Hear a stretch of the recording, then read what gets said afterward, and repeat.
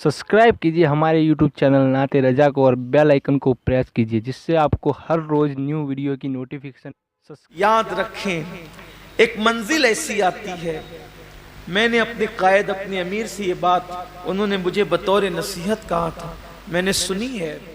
हजरत ने फरमाया था कि बड़ी बड़ी मेहनत, मुशक्कत और मुसीबतें जिस इंसान को मिशन से नहीं रोकती, बड़ी बड़ी मेहनतें और मुशक्कतें और तकलीफें जिस इंसान को अपने मिशन से नहीं रोकती, अगर उसके रास्ते में राहत, पैसे और आसाइश बिखेर दी जाए, नेमतें बिखेर दी जाए, तो जो इंसान मुसीबतों से मिशन से नहीं रुकता, वो ऐश और इशरत की लालच में अपने मिशन से रुक जाता है।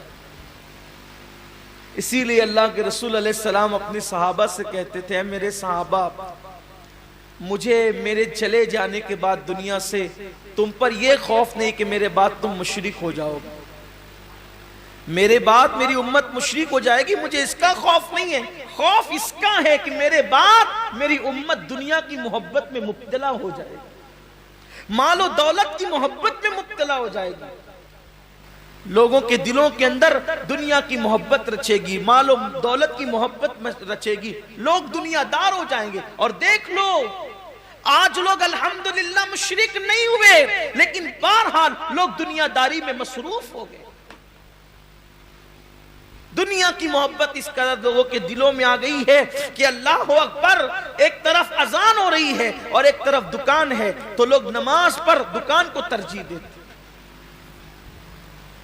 क्या वो हसीन और खूबसूरत दिन थे जब अजान होती थी तो मुसलमानों की दुकानें ये कह के बंद हो जाती थी, गाहकों को कह के कि अभी वापस जाओ, नमाज के बाद आना। जब तक मुसलमान ये कहता था वापस जाओ, नमाज के बाद आना, तब तक मुसलमान की दुकान पे कभी मंदी नहीं मंडलाती थी। जब से मुसलमान की दुकान का हाल ये है कि अब तो दुकान छोड़ के नमाज जाना तो दूर की बात है, बंद करके जाना तो दूर की बात है। मुसलमान तो अब गेम भी खेलता रहता है मगर नमाज को नहीं जाता, फ्री बैठा हुआ है तो भी नमाज को नहीं जाता। अब दुकान छोड़ के बेचारा क्या जाएगा? जो गेम छोड़ के नहीं जाता, जो क्रिकेट छोड़ के नहीं जाता, जो दोस्तों की बारात छोड़कर नमाज के लिए नहीं जाता, वो दुकान छोड़ करके क्या जाए? हमने तो ऐसे भी बुजुर्गों की जिंदगी पढ़ी है कि किसी ने आकर के खबर दी कि बेटे का इंतकाल हो गया है, तो कहा अभी नमाज का वक्त है, बाद में देखेंगे, अभी नमाज का वक्त है, बाद में देखेंगे। बल्कि ये तो नमाज है, नमाज। एक बुजुर्ग के बेटे का इंतकाल हो गया और आप जा रहे थे इमाम आजम की बारगाह में इल्म हासिल करने के लिए, तो उन्होंने फरमाया कि अभी मैं पढ़ने जा रहा हूं, तुम जाकर उसको दफन कर दो। ये भी बुजुर्गों की जिंदगी में उन्होंने इल्म दीन को इतनी अहमियत दी, उन्होंने नमाजों को इतनी अहमियत दी। यहाँ तो हाल यह कि अहमियत दीन को है ही, दुनिया ही दुनिया, दुनिया ही दुनिया, दुनिया ही दुनिया। बल्कि अब तो इबादत भी करते हैं दुनिया के लिए। नमाज भी लोग इसलिए पढ़ते हैं कि नमाज पढ़ूंगा तो थोड़ा मालदार हो जाऊंगा, हज करूंगा तो मालदार। बल्कि ये भी है कि फुला बुजुर्ग की फातिहा करने से माल मिलता है, माल ज्यादा आता है, तो उसी नियत से लोग, मैंने बहुतों को देखा है 11वीं इस नियत से करते हैं कि 11वीं करने वाले जल्दी मालदार होते हैं। वाह रे वाह, बड़े पीर की 11वीं को कितना सस्ते में बेचा तुमने। लोग मुजद्दिद अल्फसानी के यहां इसलिए जाते, बल्कि हजरत मुजद्दिद साहब के यहाँ वो भी जाते हैं जो और जगह के लिए मना करते हैं, इसलिए कि मुजद्दिद साहब के मज़ार की खुसूसियत ये है, जो वहाँ हाजिरी देता है वो मालदार हो जाता है। उस मज़ार की दो खुसूसियत है, मुजद्दिद अल्फसानी के मज़ार की दो खुसूसियत है। आम इंसान जाता है तो मालदार हो जाता है, हाफिज़ कुरान अगर वहाँ जाकर एक बार कुरान पढ़ ले, सारी जिंदगी फिर वो कभी कुरान नहीं भूल सकता। मुजद्दिद साहब की मज़ार की फजीलत ये, इसीलिए बड़े बड़े बिदतियों को वहां पर कुरान पढ़ते देखा गया। 8-8 दिन के लिए आते हैं, 5-5 दिन के लिए आते हैं, पूरा सुनाते हैं। हम कहते हैं नादान, गुलाम की फजीलत तो मान ली, जिसने वहां से नेमतें पाई उसको क्यों नहीं मानता? बात ये है, उसको क्यों नहीं। लेकिन मैं ये कहना चाहता हूं 11वीं की अजमत अपनी जगह। लोग हर महीना गरीब नवाज के यहां जाते हैं, ये गरीब नवाज नवाजते बहुत जल्दी, हर छट्टी जाओ तो बहुत जल्दी माल आता है। मैं कहता हूं जाओ, हर छट्टी नहीं बल्कि बार बार जाओ, अनगिनत बार जाओ, मगर नियतों का किबला दुरुस्त कर लो।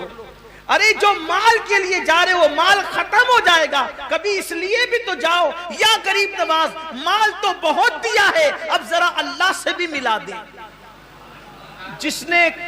जिसने बख्तियार को कुतुबुद्दीन बनाया है वो हमें भी तो कुछ बना सकता है।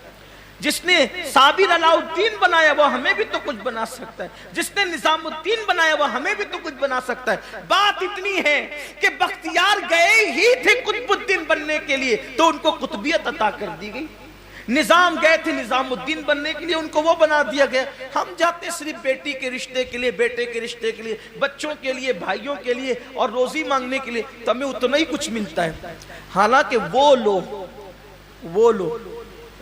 जब लोग मुझसे ये कहते हैं ना कि हुजूर से कहना कि मेरी भी झोली भर दे, तो मुझे तकलीफ होती है।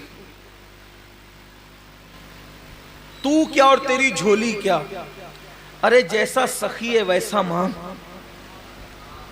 ये क्यों कहते हो कि हमारी झोली भर दो? झोली छोटी होती है और उनकी अता बड़ी होती है। झोली भरने की बात मत करो, अरे वहां से तो खुदा मिलता है, वहां से जन्नत मिलती है। इसलिए झोली की बात, झोली छोटी, छोटे दामन को झोली कहते हैं, इसलिए झोली की बात मत किया करो, बल्कि यूं कहा करो या रसूल अल्लाह, आप शान वाले, मुझे अपनी शान के मुताबिक अता करें। और हम तो ये कहते हैं या रसूल अल्लाह, मैं क्या, मेरी औकात क्या, मेरी झोली क्या, मेरा दामन लाऊंगा तो मैं अपनी ताकत के मुताबिक लाऊंगा। दामन भी दो और झोली और दामन भी अता करो, दामन भी अता करो और दामन में भीख भी अता करो।